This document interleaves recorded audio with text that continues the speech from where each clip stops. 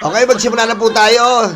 Addictus Rex, mga ka-clear, shoutout sa inyo mga ka-clear. Heto na naman po si Alpotera po na pinipinger ni Digong. Aray ko. Ayan po, bumabarat na naman po si Alpotera LRYGYD.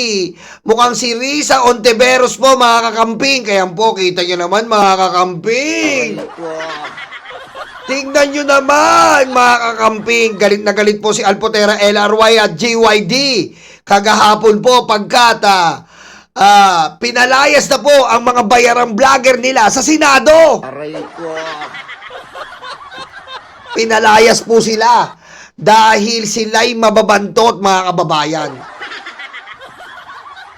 Nagulat po tayo kahapon dahil imbis po makita po natin ay kapulisan, meron po mga bumbero at meron pong malabanan. Aray ko. Mga babayan, bakit ganun? Bumbero ang tinawag ng kapulisan at malabanan. Putang inang mga DDS mga kababayan, hindi na nadala kay Mama Mary na kanilang tinaihan at inihian. Aray ko. Aray ko. Grabe po ang baho ng Senado sa mga putang inanto. Aray ko. Mga kanguso. Mga kanguso, ang Senado po ngayon, ang bantot. Diyan po sila tumae. Diyan po na naman umiye ang mga tarantado. Ngayon po, ito si Alpotera LRY at GYD sa pagpapaalis po ng mga vlogger nila at mga bayaran nila ng mga vlogger dyan na tinalakay natin ito ng mga panahon na to. Tinitira na po. Binuntun nila ang galit kay Risa Ontiveros. Grabe, oh. Una po, tinira nila si Risa nag-i-index card. Okay na nag-i-index card kesa naman bobo katulad ng putang inang si Sara Duterte. Aray ko.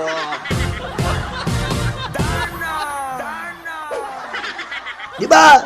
Kesa kay Sara Duterte, mga kababayan, napaka-bobo, napaka-inutil. May index card o wala. Diba? Si Risa Ontiveros po. Ano po ba kwalifikasyon ng isang Risa Ontiveros? Siya lang naman po ang nagpakulong kay Kibuloy. Diba? At siya rin po nakapagpakulong sa kapatid ni Harry Roque. Sino? Si Aguila.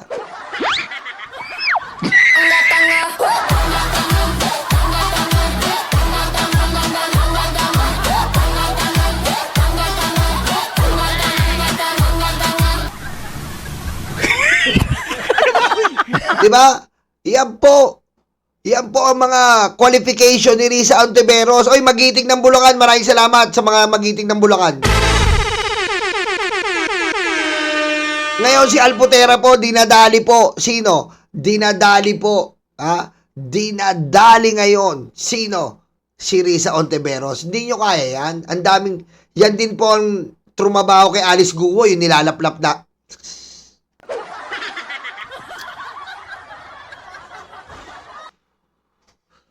Lahat ng kasalanan ko ay sinayang mo. Wala na ang bebe ko. Aray ko. Wala na ang bebe ko. Kapag ikaw pa rin ang bibi ko. Ang bibi ko. Alice Guo ko. Inaamin ko na nami-miss kita. Aray ko. Nami-miss kita. Iniiyot ka na ng jail guard po. Ng jail guard po. Iniiyot-iyot na to. Nilawayan ka na. Aray ko. Nilayawan. Aray ko.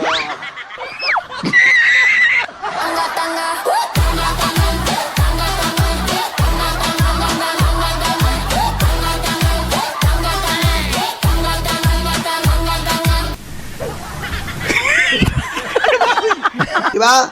Wala na po si Alice Guo. Pinupulutan na po ng mga jail guard. Pinakulong ni Risa Ontiveros siya. Hindi naman po natin sinasabi na tayo po ay RISA for 2028. Pinagtatanggol lang po natin dahil nga na-high blood na po si Alpotera LRY GYD. Bakit po, mga kababayan? Pinaalis po ang kanilang mga vlogger. Nagwala po ang kanilang mga vlogger. Umpisahan po natin dito kay tatay, nakaklase po, Nino, ni Jose Rizal. Aray ko. Okay? Si tatay po, ito po ang kaklase ni Jose Rizal. Nagre-reklamo. Baka G30 pala to. Aray ko. Pakinggan natin. Maganda po to. Maras na rally. At hindi rin po kami mga traditional rallista na mga akbayan KMU. Hindi po kami ganun. Kami po ay mga simpleng mamamayan na lumabas ng aming mga tahanan para ipagtanggol ang karapatan at kalayaan ng mga mamamayang Pilipino na masyado nang ninanakawan ng gobyernong ito. 500 ka! Pusang ina ka! 500! Aray ko. Alpotera, LRY, GYD, 500! Nag-speech sa media, 500! 1,000 na! Yung na ba hinihilingin na lamang na mag-stay kayo dito sa LGU saka sa PNP para matapos na? Matagal na namin inihiling yan. Kaya nga meron kami mga permit approval. Meron pang na-deny. Na-deny yung ngayon namin. Kaya yung tungkol sa pagpakiusap, sobra-sobra na. Meron pa kaming black and Putik ba dyan kasi kayo ginawa nyo sogo yan? Diyan kayo tumatae, diyan kayo umiiye. Tanginan nyo ang baho dyan. Aray ko. Biro mo nakahiga kayo dyan. Dalawang hakbang, doon kayo tatae. Dalawang hakbang, doon kayo iiye. Putang inang bantot. Aray ko. Kaya nagalit ng LGU. Nagalit ang LGU at ang mga pulis. Ang bantot ng Senado. Aray ko. Ha? Aray ko.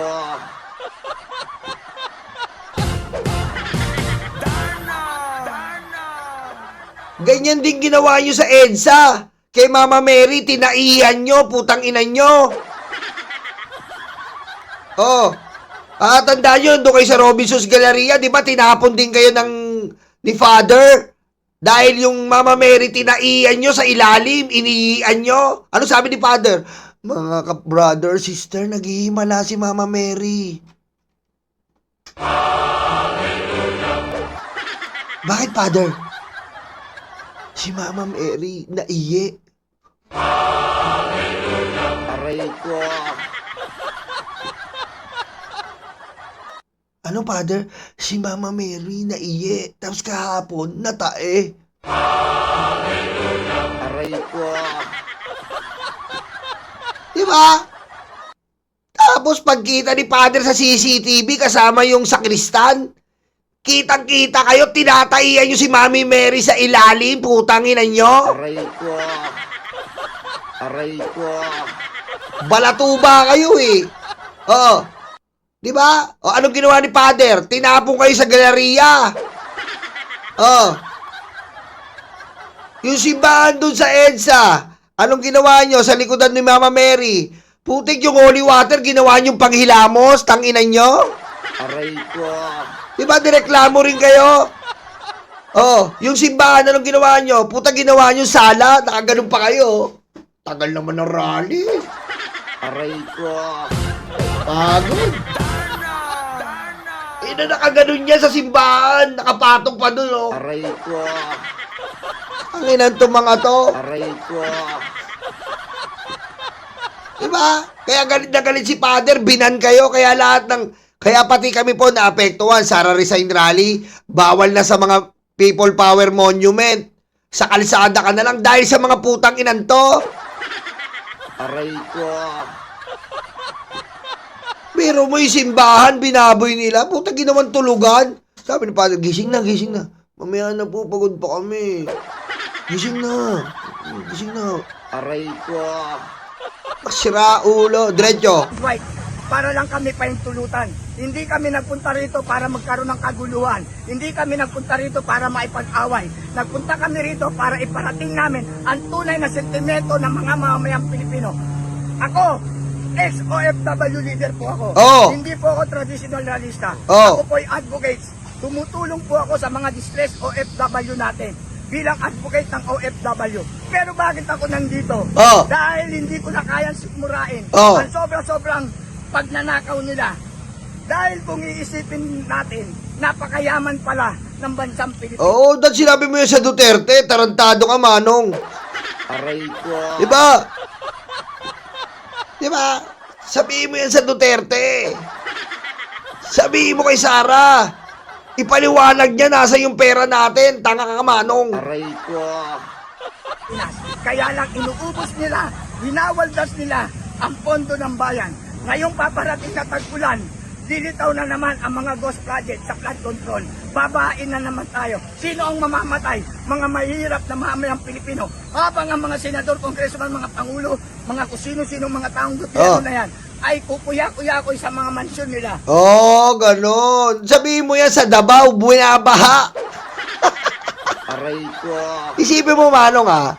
Isipin mo, Manong. Si Digong na galing sa Davao, hindi niya maayos. Yung Pilipinas pa kaya? Tanga ka rin, eh. Aray ko. Tignan natin to.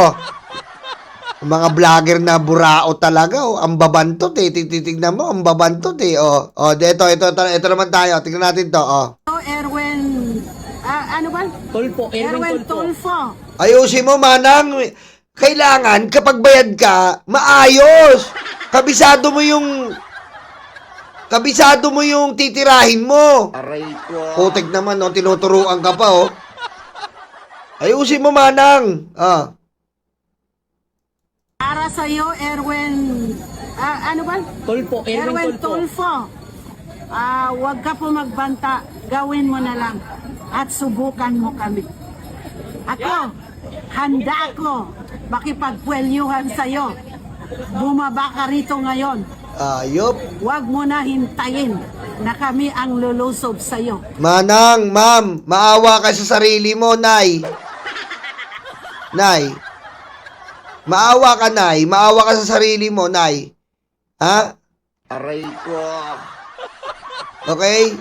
Erwin po, hindi si Erwan. Yung Erwan po, asawa ni Solen Yusap yon. Aray ko. Ay, nako. Alam mo, Nay, kaya binabastos niyo yung mga Muslim, eh. Alam mo, binabastos niyo yung mga Muslim. Hindi ganyan ugali ng Muslim, eh. Ang Muslim, hindi ganyan ugali, eh. Diba? Ganyan ba sa Muslim, kakampihan niya yung mali? Hindi naman ganyan yung Muslim, eh. Ang Muslim is straight, eh. Hindi nga nakikialam sa politika, eh. Ikaw, kunyari, vlogger po to, ginagamit ang pagka-Muslim. Aray ko. Kaya huwag na huwag ka magbanta. Ay, ano pala, asawa ni Ann Cortez. Gawin mo na lang. Walang pwedeng manakit kay Robin Padilla at Inday Sara. Kasi kami ang inyong makakalaban. Wow! Ang lakas mo naman, Nay! Sino ka? Sino ka, Wonder Woman? Aray ko. Lakas, ah. Dahil jihad. Alam niyo ang jihad? Oh. Hindi kami takot mamatay. Kasi ang serbisyo namin para sa Allah subhanahu wa ta'ala. Yung pagsalam ni Inday Cares. Alam mo, tanga mo, Nay, eh. Jihad, ginagamit lang yon ng Muslim, hindi sa pang isang tao, Nay. Huwag tayong tatanga-tanga dito. Aray ko. Nay, huwag mong tangayin yung sarili mo. Ha? Anong jihad kayo dahil sa bobong senador? Abay, bobo pala yung mga ibang Muslim. Aray ko. Alam mo na, kinakawawa mo mga Muslim, eh. Ang mga Muslim matatalino, mapagmahal, eh. Mag-jihad kayo dahil kay Robin? Ganun na ba kababa Muslim? Abay, putik. Aray ko. Ano ka ba, Nay? Baka sampalin ka ng mga Muslim. Aray ko. Ha? Alam mo, mga kababayan, bakit may alam po ako sa Muslim? Nung ano po kami, nagpunta po kami ng Quiapo. In-interview namin ng mga Muslim project namin sa school. Putik ang mga Muslim po, grabe po yan. Sobra po. Yung respeto po sa mga Muslim, todo ko po talaga sa mga iba't ibang religion. Sa totoo lang po, mga Muslim po, tinitingala ko talaga, eh. Grabe po. Sa fasting, sa pagiging, ano talaga nila, dedicated. Grabe. Kay Allah. Pero si nanay, i-jihad na daw para kay Robin. Nay, huwag kang tanga. Ha? Mag-jihad ka para kay Robin. Sino nagsabi? Saan nakasulat sa Quran yon? Aray ko. Ha? Saan nakasulat sa Quran yon, Nay? Na mag-jihad ka para kay Robin. Mag-jihad ka para sa in general ng mga Muslim.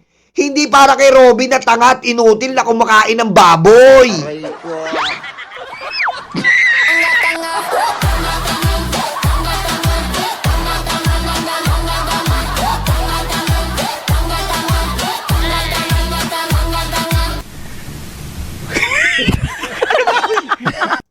Sa tuwing kampanya niya na Assalamualaikum, sapat na yun sa amin. Ang pagtawag ng adan ni Ruben Padilla sa Senate for the first time ever ay hindi matatawaran. Kaya dahil sa Allah subhanahu wa ta'ala, we call it jihad. Handa kaming mamatay para ipaglaban in line of duty to Allah subhanahu wa ta'ala. Ang tanga mo na mamamatay ka dahil kay Robin? Ang bobo mo? Aray ko. Sasayangin mo yung buhay mo kay Robin? Tanga-tanga ka, Nay. Aray ko. Ang tanga mo? Hindi yan ganyan sinabi ni Allah. Bobo ka, Nay. Aray ko. Sinisira mo yung Muslim. Grabe ka, sinisira mo yung Muslim. Tanga-tanga. Tama yun, sabi ni Rebecca, Assalamualaikum, ibig sabihin, peace be with you. Tapos nagbabanta ka ng buhay. Doon pa lang, Nay, tanga ka na eh. Aray ko. Di ba? Banal na digmaan. Tama, Eduardo. Pare, ang jihad, ginagamit lang yan, hindi pang personal.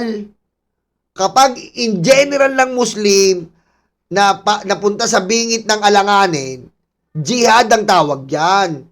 Jihad, kaya nga yung mga grupo-grupo dyan nag-jihad sila dahil sa paniniwala nila na sa ng Muslim. Pero yung kay Osama Bin Laden, kita nyo, bigyan ko kayo ng example. Jihad ang tinatawag ni Osama Bin Laden sa ginagawa niya, pero hindi lahat ng Muslim sumasang-ayon doon. Kaya ang daming galit kay Osama Bin Laden. Dahil kay Osama Bin Laden, ang mga Muslim natatakan na terorista. Ganun ba yun, Nay? Kasi hindi pang isang tao ang Muslim. Nay, huwag kang maging parang Osama Bin Laden na akala niya siya ang representative ng Muslim. Anak ng weteng. Nay, huwag kang bobo. Ang tanda mo na, bobo ka pa. Aray ko. Allahu Akbar. Oh. Huwag niyong subukan. Umalis na kayo. Yan, naghudyat na ang lindol, galit ng Allah subhanahu wa ta'ala.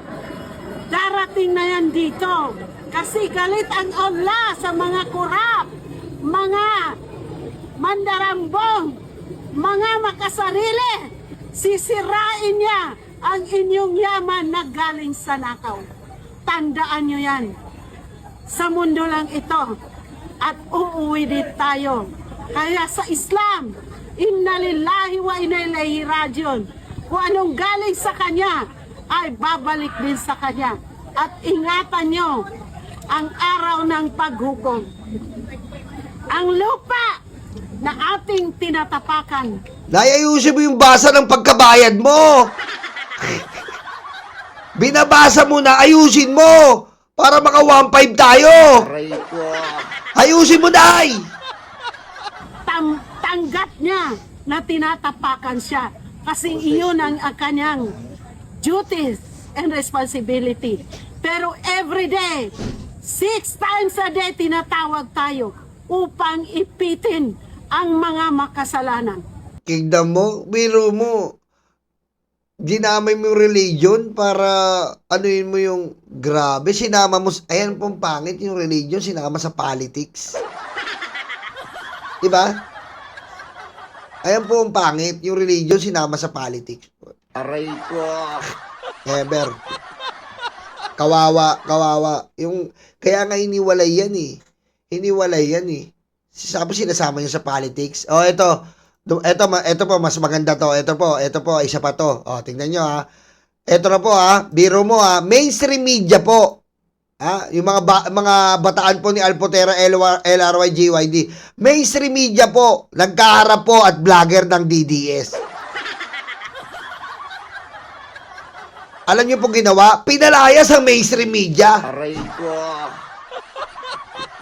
Puta. Sila daw ang totoo. Kumbaga parang nakatapos to ng mass communication.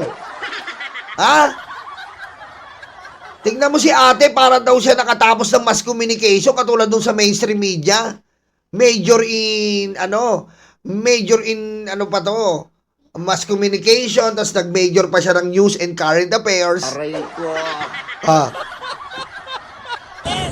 Anong problema, ma'am? Bakit Anong po? news kayo? Sa Abante po kami. Huwag kayong masyadong ano dito, ma'am. Kami na lang ang ano dito. Okay, tamo. Puta, ang yabang, no? Huwag kayong masyado ano dito. Kami na lang andito. Putang inan to, oh. Hype si ate, oh. Tangina mo. Aray ko. Hype si ate. Legit yan. Legit. Aray ko.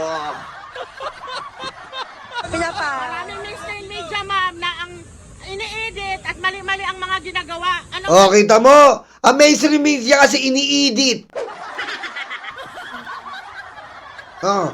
Ini-edit nyo. Hindi nyo pinapakita yung malita. Diba? Huwag nyo kasi ini-edit. Aray ko. Diba? Kasi ini-edit mo, kapatid yan ni Judith. Aray ko. Magkakapatid yan, Edith, Judith. Aray ko. Ah. Diretso natin, ah. Diretso. Maraming mainstream media, ma'am, na ang ini-edit at mali-mali ang mga ginagawa. Anong ano kayo? News? Abante po. Po? Abante po. Abante. Pasensya na kayo, ma'am, kasi sa ginagawa sa amin, sa bawat karapatan, hindi nilalabas ang tunay na nangyari dito. Oo. Babaguhin naman. Ang yabang ni ate, kala mo hindi dyan tumatae. Yabang. Aray ko. Yabang ni ate. Kung magsalita, kami lang dito. Kala mo hindi tumatae dyan sa gilid na may dahon-dahon dyan. Angas. Ang papanghin nyo, tanginan nyo. Aray ko. Sabi po kasi nakaka-istorbo daw kayo dito. Ano Tsaka- nakakadistorbo? Ang lumalaban ba sa iyong lahi nakakadistorbo? Ang magpapahayag sa karapatan ng bansa na to nakakadistorbo? Oh, sabi ko sa inyo eh. Nakaka-istorbo kayo dyan. Ang daming tae. Tanginan nyo.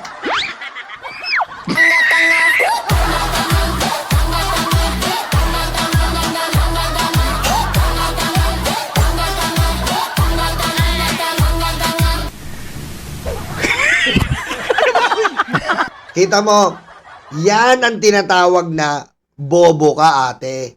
Yan ang tinatawag na may pinag-aralan versus walang modo. Di ba? Bobo eh. Si ate, hindi niya alam, sinasay ko siya ng media. Media yan eh. Kabisado nila ang media. Kabisado nila ang reporting. Si ate naman, kagat ng kagat sa pagsasay ko nung mainstream media. Bobo kasi. Diba?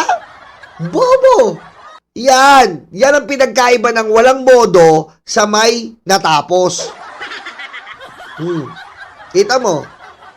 Sinasay ko lang siya ni ate. Tinitignan siya. Habang nanggigigil ka, lalo siyang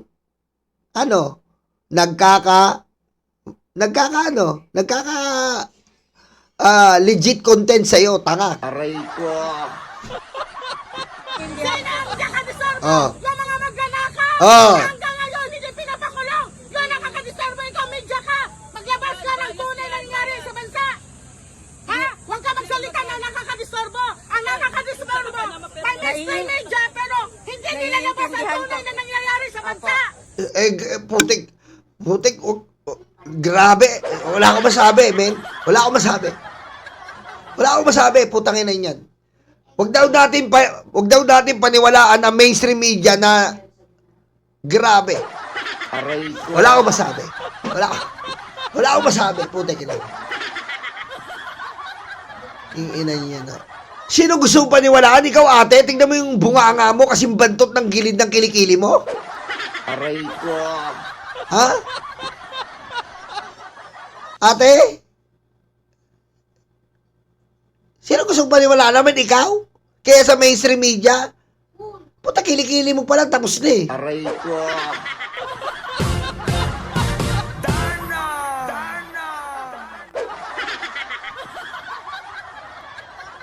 Hindi ko nga alam ate, isang kandinampot na iskinita, itsura mo. Aray ko. Anak ng weteng talaga, oh. Aray ko. Biro mo, ang logic talaga ng DDS, huwag paniwalaan ng mainstream media. Sa kanila maniwala, what the fuck? Aray ko.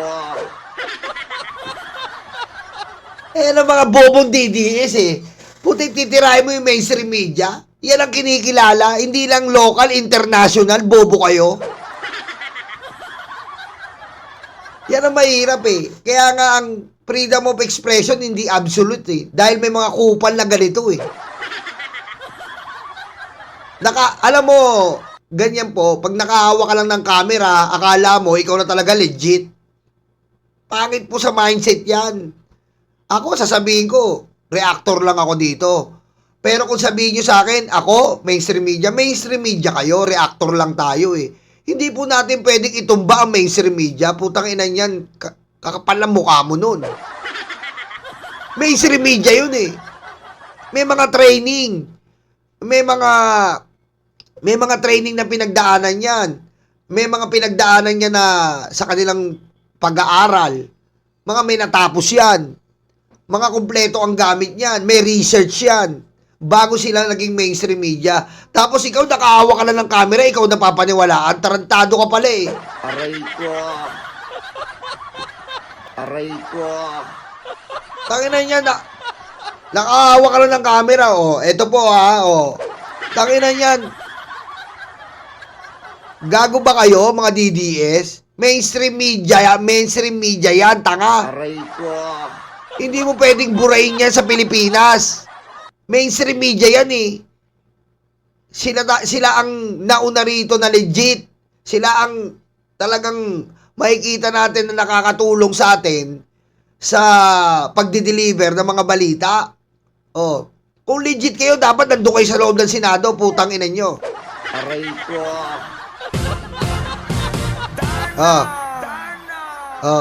Sino ang nakadisorbo? Yung mga magnanakaw na hanggang ngayon hindi pinapakulong. Doon nakakadisorbo, ikaw media ka.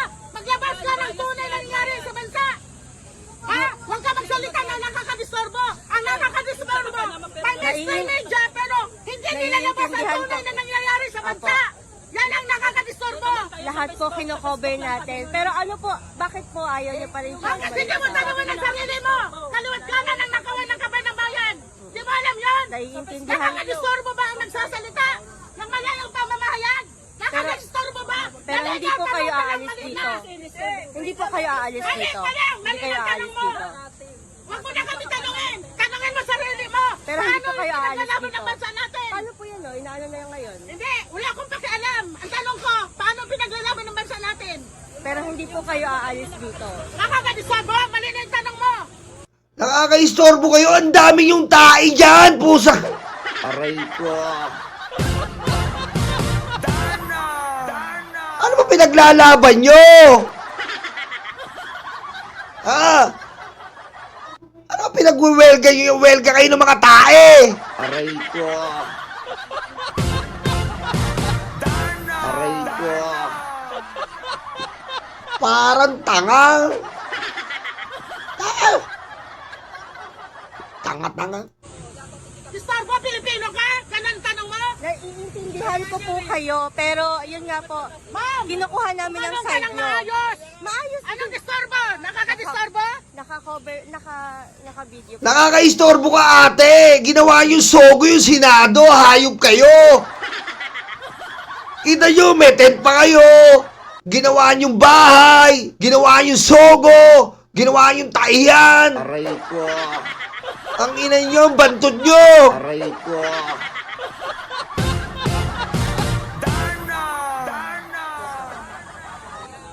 Hindi namin kailangan ng Mr. Media kung bias din naman. Ayop. Eh di ikaw na lang ate. Ayop. Aray ko. Ayop. Yung ina talaga, squatter ang ugali ang putang ina. Puta, para sabihin mo hindi mo kailangan mainstream media, wow! Baka hindi mo kaya mag-report. Aray ko. Okay, so aalis po kayo. Kasi, hindi ka magtatanong ng ganyan. Wala kang karapatan. Doon ka na. Umalis ka na. Hindi ka namin kailangan. Oh, tapos kayo, ano? Hindi kayo Bobo, puta.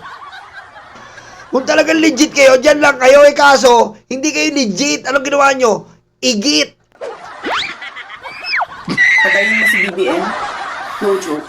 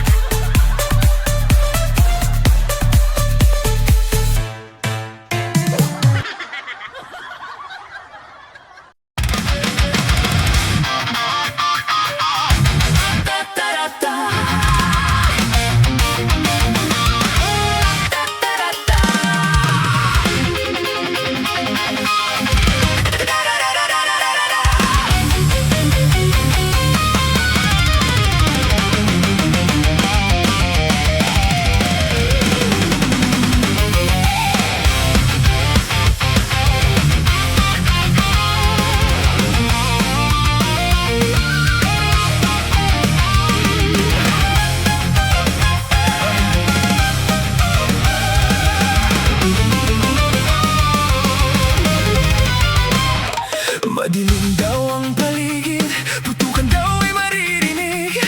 Takot sa kanilang mata, ikaw ay madadala. Huwag kang palinlang kaibigan, udas na 13 yan. Sinira nila ang Senado, sobrang ganid mga ito. Hindi nyo na maloloko mga Pilipino. Gising na gising kami sa kabobohan nyo. Di bumenta ang pelikula, pati ang drama. Sa sobrang kapal ng mukha, nangungumusta pa. Hindi nyo na maloloko mga Pilipino. Gising na gising kami sa kabobohan nyo. Di bumenta ang pelikula, pati ang drama. Sa sobrang kapal ng mukha, nangungumusta pa. May kaso at may sabit, sila sama-sama. Sigaw ng puso'y Duterte, abay nakakaputang ina. 10 utos kaibigan, huwag patayin ang kapwa mo. Tinago nila si Bato, pinatakas din ito. Hindi nyo na maloloko mga Pilipino. Gising na gising kami sa kabobohan nyo. Di bumenta ang pelikula, pati ang drama. Sa sobrang kapal ng mukha, nangungumusta pa. Hindi nyo na maloloko mga Pilipino. Gising na gising kami sa kabobohan nyo. Di bumenta ang pelikula, pati ang drama. Sa sobrang kapal ng mukha, nangungumusta pa.